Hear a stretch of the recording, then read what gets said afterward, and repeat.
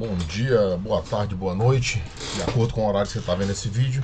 Quem fala aqui é o professor André Nasserala e hoje eu vou trabalhar com vocês a instalação e execução de um programa simples utilizando o MPI no Ubuntu Server. Então a gente vai utilizar o Ubuntu Server para instalar o MPI, né, que é uma biblioteca do C que permite execução de programação distribuída, tá? Então vamos lá, para essa atividade, né, eu vou utilizar novamente o VirtualBox, certo? Eu já tenho aqui instalado o Ubuntu Server, ele está em execução e está respondendo na minha rede. Coloquei a placa de rede em modo bridge, tá? E vou abrir aqui o put para acessar ele por SSH. Façam a instalação padrão do Ubuntu Server e selecionem durante a instalação apenas o OpenSSH, para que vocês tenham acesso por SSH, tá? Tá aqui, tô logado nele, certo? O primeiro passo que você vai fazer, se você já fez a atualização aí durante o processo de instalação, não precisa fazer isso, tá?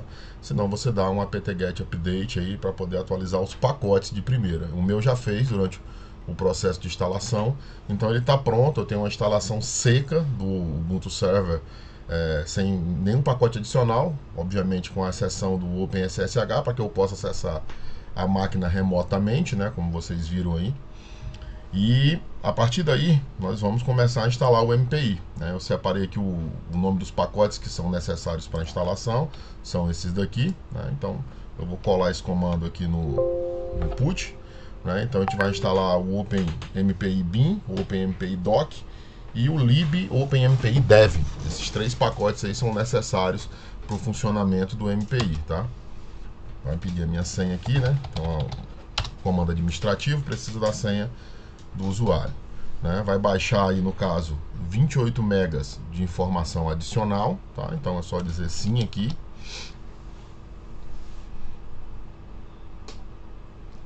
Aí é rápido, 22 megas não é um download muito grande, então não vai ser necessário fazer nem corte no vídeo, tá? Então, abaixando, ele faz algumas configurações no kernel, né? Porque o MPI utiliza aplicações paralelas e tal, com programação distribuída. Então ele precisa fazer umas modificações aí. Pronto, já, bem rápido a instalação. A partir daqui, a gente vai utilizar esses dois comandos aqui. O MPI cc para compilar, né? Deu fatal porque eu não indiquei qual é o código. E o MPI run para executar as nossas aplicações, tá? Então vai dar erro também porque eu não especifiquei qual é o binário que eu estou utilizando para executar o programa, tá? Tá, vamos começar fazendo um Hello World aqui da vida, né? Vou chamar o programa de hello.c, vou editar com VI, né? O vim aqui no caso do Ubuntu, e eu tenho o código aqui já inscrito, tá? Vamos só dar uma comentada nesse código aí para que vocês possam entender o que está acontecendo. Pronto, tá aqui o código, tá? Incluir bibliotecas comuns do C, a stand.io e a string, né? Porque a mensagem que eu vou utilizar é uma mensagem do tipo char, então eu preciso da biblioteca string para o bom funcionamento disso. E a biblioteca MPI, que é uma biblioteca adicional, por isso que está entre aspas dupla, né? Ela não é uma biblioteca nativa do C, tá? Essas três bibliotecas aí vão ser usadas nesse exemplo, tá? A função main precisa ser declarada desse jeito, né? Uma função do tipo inteira, a função do bloco principal main vai declarada do tipo inteira, e ela recebe dois argumentos inteiros aqui, o argc e o char asterisco asterisco argv, né? Então ela trabalha com esse esquema de ponteiro aqui. Essas variáveis aqui são justamente as utilizadas pelo MPI init para criar os vários processos durante a execução, tá? Então, sempre que você for programar em MPI, você vai ter que utilizar a declaração da função main desse jeito, tá? Para que ele possa criar vários processos, né? Lembrando, o MPI é uma biblioteca para execução de programação distribuída, então você consegue fazer com que o mesmo código seja executado por inúmeros processos na máquina, né? Também pode ser utilizado em rede também, tá? Então no nosso exemplo aqui a gente vai utilizar como cada core do processador, né? Eu botei 10 cores, 10 núcleos nessa máquina virtual. A gente vai poder utilizar até 10, tá? Ele vai executar um por núcleo. Então o que eu tenho aqui? Eu tenho uma declaração de umas variáveis inteiras que eu vou utilizar. Eu vou declarar uma variável inteira chamada meu rank, né? Os processos são identificados dentro do conjunto, né? Que o MPI chama de comunicador. Eles são identificados pelo número que é chamado de rank. esse número inicia em 0, né? E vai a contagem, se for 2 processos, 0 e 1, se for 3 processos, 0, 1 e 2, e assim sucessivamente. Essa variável NP refere-se ao número de processos que vão estar dentro do conjunto, né? Então eu posso executar o mesmo programa com 2, com 3, com 4, com 5 processos. Essa variável vai determinar para mim, através de uma função específica do MPI, que eu vou já mostrar, quantos processos estão em execução, tá?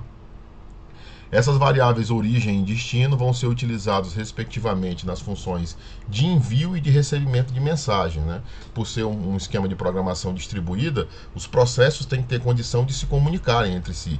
Então existem funções para envio e recebimento de mensagem, certo? A função tag aqui, que pode ser utilizada como uma informação adicional no envio, nesse exemplo a gente não vai usar, ela vai funcionar como 0, né? É um esquema de marcação de informação. Então, a variável que eu vou utilizar para enviar informação é a chamada de MSG. Ela é um char sem posições, né? Uma string. Tá? Aqui, eu crio uma variável também, né? O nome da variável é status, o tipo de dados dela é MPI status. Essa variável é utilizada no MPI receive, né? Para caso aconteça algum erro na recepção, ele consiga retornar o erro dentro dessa variável aqui, status. Então, ela é criada com esse nome. Aqui o MPI init, né, com as variáveis compatíveis com a inicialização lá do main, né? Então aquela argc e argv são utilizadas nesse comando MPI init para fazer a inicialização do MPI, certo? Bom, aqui uma função MPI com rank, é essa função que determina o rank do processo. Então, o que ela tem como parâmetro essa função? Ela tem o comunicador, que é o conjunto a qual a execução pertence, né? Então, nesse caso aqui, a gente está utilizando o comunicador global do MPI, que é o MPI com Word, ou seja, a gente pode trabalhar com vários conjuntos de processos, mas nesse caso a gente está utilizando só o comunicador global, que é o conjunto, e dentro desse comunicador, gravar na variável meu rank o número do processo que está executando esse código. Esse mesmo código é executado por vários processos ao mesmo tempo, tá? Então, aqui na variável meu rank, adiciona o rank do processo que está executando. Logo em seguida, com essa função MPI com size, do mesmo comunicador, que a gente está trabalhando só com um, que é o comunicador global, ele vai gravar na variável NP a quantidade de processos que estão em execução. Então, assim, nessa linha, eu determino e salvo na variável meu rank o ID do processo, e nessa linha, eu armazeno na variável NP a quantidade de processos que estão em execução, certo? Esse código aqui é um código simples que se baseia na seguinte primitiva, né? O processo 0 vai receber as informações dos demais processos. Então é como se eu executasse 5, 6, 10 processos. O processo 0 vai receber mensagem de todos os outros processos indicando que está vivo, né? Esse é o Hello World mesmo do MPI, tá? Então, como é que eu faço para distinguir um processo do outro aqui dentro do código? Funciona mais ou menos assim. O código é o mesmo código, né? O MPI trabalha com isso, o mesmo código sendo executado por todos os processos. Então, em um código que está em execução, o rank dele é 0, no outro código o rank dele é 1, no outro código 2, e assim vai até a quantidade de processos que estão em execução. Essa condicional se obriga os processos que, quando pegaram o rank aqui em cima, pegaram um número diferente de 0, a entrar nessa parte aqui do código, certo? Então, eles entram aqui. E o que eles fazem? Eles fazem um sprintf, que é para imprimir dentro da variável, né? O printf imprime em tela, e o sprintf imprime dentro da variável. Essa variável é a variável MSG, essa que eu criei aqui em cima, que tem 100 posições. E o que eu salvo dentro dela? Essa mensagem, o processo tal, né? %d, que é um número inteiro, está vivo. E o que ele vai mostrar aqui? Vai mostrar nesse d aqui, dentro da variável, o meu rank. Então, por exemplo, se o processo 1 entrou aí, né, ele vai escrever dentro da variável MSG, o processo 1 está vivo, certo? Então, dentro dessa variável do processo 1, vai ter essa informação. Note que, como o código é executado diversas vezes ao mesmo tempo, né, por vários processos, essa variável MSG tem estado diferenciado. No processo 1, a mensagem é processo 1 está vivo. No processo 2, o processo 2 está vivo. No processo 0, nem entra aqui. O processo 0 nem entra aqui porque esse se está amarrado para não entrar no 0. No caso, o 0 vai entrar no se não. Eu pus até um comentário aqui, né, que é equivalente a se o meu rank for igual a 0. Tá? Vamos lá. Então ele escreve dentro da variável. A variável destino, que é essa que a gente criou aqui em cima, eu atribuo a ela 0, que é o destino, é o rank, né? O envio e recebimento de mensagens entre os processos se baseiam pelo rank. E o que é que eu faço? Eu chamo a função de envio, que é o MPI send. O MPI send tem aqui o que eu vou enviar, que no caso é a variável MSG. Vocês observem que quem não é o 0 vai entrar aqui e vai enviar uma mensagem para o destino. O destino é 0. Então todos vão enviar para o 0, exceto o próprio 0. Então vai botar aqui a mensagem. Esse strlen MSG mais 1 pega o comprimento da mensagem, né? A gente podia colocar simplesmente 100 aqui, mas ele pega o comprimento da mensagem. Então vai a mensagem, o contador que determina o comprimento da mensagem, o tipo de dado MPI compatível é o que eu estou enviando. Existem vários, MPI int, MPI char, tá? O destino, que nesse caso é 0, então eu estou enviando o processo 0, o processo que entrar aí. O tag, que a gente não está usando nesse exemplo, mas nesse caso ele acaba sendo enviado como 0 também. E o comunicador global, MPI com Word, aqui que eu poderia enviar para um outro conjunto de processos, tá? Então todo mundo envia para o 0. Se não entrar nesse se, vai entrar nesse se não, né? E só quem vai entrar nesse se não, dada a condicional que tem aqui, é o próprio 0. Então o 0 vai entrar aqui e o que o 0 vai fazer? Vai fazer um for para que ele faça vários MPI receives, um para cada processo que está em execução, e consiga exibir a mensagem que recebeu. Então vamos lá, o 0 entra aqui, somente o 0. Como é que eu faço? For origem igual a 1, né? Porque o 0 não pode receber dele próprio, com origem menor que o número de processos, que foi pego aqui em cima nessa função, origem mais mais. Então, por exemplo, se eu executei com 5 processos, ele vai fazer aí vai fazer 4 interações, 1, 2, 3, 4, e vai quebrar o laço. Ele vai receber de 4 processos menos dele próprio. O MPI receive é bem parecido com o MPI send, muito parecido o funcionamento. Olha só, o MPI receive a variável, que nesse caso é MSG do 0, que é outra variável, né? A MSG dos outros processos é lá em cima. A do 0 é diferente. Então ele vai salvar o que ele recebe na variável MSG. Olha só como eu poderia colocar simplesmente 100, né, que é o comprimento da mensagem. O tipo de dado compatível, que é MPI char, certo? A origem, que no caso é amarrada pelo laço, ele primeiro recebe pelo processo de rank 1, depois pelo processo de rank 2 e até a quantidade de processos compatíveis.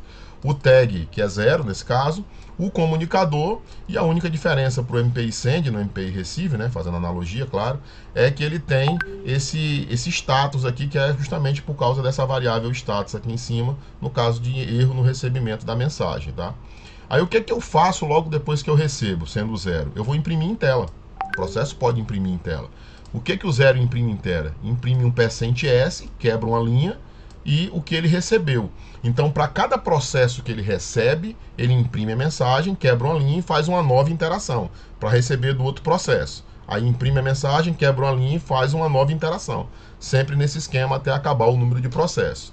Quando ele acabar o for, ele quebra o laço, sai do else e termina o MPI, né? Finaliza o código, tá? Então eu vou sair salvando aqui e vamos ver como é que a gente compila com o MPI. A gente compila com MPI CC. -O é o arquivo executável que eu vou gerar. Eu costumo gerar o arquivo executável com o mesmo nome do fonte, que é hello.c, sem a extensão. Então eu coloco hello e logo em seguida hello.c, que é o código fonte, certo? Então o que é que eu estou fazendo aqui? Compile o hello.c e gere o hello, né? Ele vai gerar esse executável. Vamos lá. Pronto. Se o Linux é um sistema calado, né? Se ele quebrou a linha, deu certo. Bom, a outra coisa que a gente precisa ver aqui é a execução, que é o MPI run, né? Para executar o processo. Como é que funciona? O MPI run, eu tenho que indicar com quantos processos eu quero executar o código. Então, -np eu vou rodar com 5 processos, certo? -np5, e o nome do código, .hello, né, o código binário, tá? Não é o código fonte. Então eu vou o programa que eu compilei, que é hello sem a extensão. Quando eu executar, o que ele faz? Isso aqui é o processo 0 que imprimiu isso aqui, né? Observem que o 0 não imprime, o processo 0 está vivo, porque ele não manda mensagem para ele mesmo, certo? Então o processo 1 está vivo, o processo 2 está vivo, o processo 3 está vivo e o processo 4 está vivo. Na prática, pessoal, até preparei aqui uma coisa para mostrar como é que isso funciona. Então o MPI, ele cria ele cria um comunicador, que é como se fosse um conjunto de processos, como vocês podem ver aqui, ó. Esse comunicador executa com quantos processos você bota lá no MPI Run, certo? Lá no código, o que eu fiz? Quando ele executa, ele abre 4 programas, né, no sistema operacional. 4 rodando o mesmo código com ranks diferentes, claro. O rank é auto-atribuído. Os processos que não são o 0 acabam fazendo um send, né? Um send para o 0. Ó. Então, o processo 0 espera, né? E aqui no 0 você tem um receive daquele for lá para cada processo desse. Depois que ele recebe, ele dá um printf. Então funciona assim, todos mandam para o 0. O que eu tenho aqui? Eu tenho o mesmo código executando paralelamente, né, em vários processos do sistema operacional, fazendo assim uma programação distribuída, né? Observem que ele recebe em ordem, mas uma das características dos sistemas distribuídos é não ter relógio global, né? Não ter esse esquema. Os processos funcionam independentemente e, de acordo com o escalonador de processo do sistema operacional, essa ordem pode mudar. Por que não muda aqui e sempre dá desse jeito? Porque lá no código, no hello.c lá, eu amarrei o recebimento pela origem. Então ele obriga a receber primeiro do 1, depois do 2, depois do 3.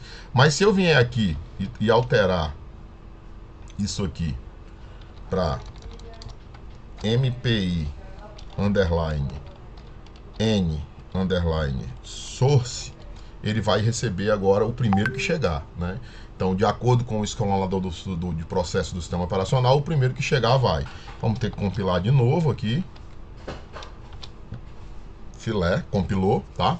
E vamos executar de novo com os mesmos 5 processos e observem que não vai vir mais em ordem. Pode até vir por conta que é um negócio aleatório, né? Olha aí, ó, veio 3, 1, 2, 4, certo? Se eu rodar mais uma vez, não vai ser de novo a mesma ordem, apesar que repetiu, né? Isso aí é coincidência. Agora aí, ó, 1, 2, 3, 4, certo? Ele vai variando de acordo com, aí, ó, 2, 3, 4, 1, de acordo com as condições do sistema operacional, do escalonador, tá? Esse meu código aqui, dado que essa máquina virtual tem 10 núcleos, o máximo que eu posso rodar são com 10 processos. Esse aqui é o máximo que eu posso fazer, né? Mais do que isso aqui, ele vai dar um erro dizendo que não tem como rodar mais do que isso. Olha aí, ó, dá uma mensagem de erro. Então existe essa limitação aí, tá? Beleza, gente? Bom, era isso aí que eu queria mostrar, né, na aula de hoje. Como é que faz para instalar e fazer um Hello World em MPI.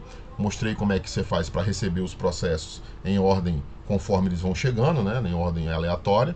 E ordenados, que é como está no código, tá? Vou disponibilizar aqui embaixo os arquivos que eu utilizei nesse vídeo, tá? Não esqueça aí de fazer sua inscrição no canal, né? E ativar o sininho de notificações, deixar um like aí, se puder fazer um comentário também. E a gente se vê no próximo vídeo, gente. Obrigado aí, um abraço.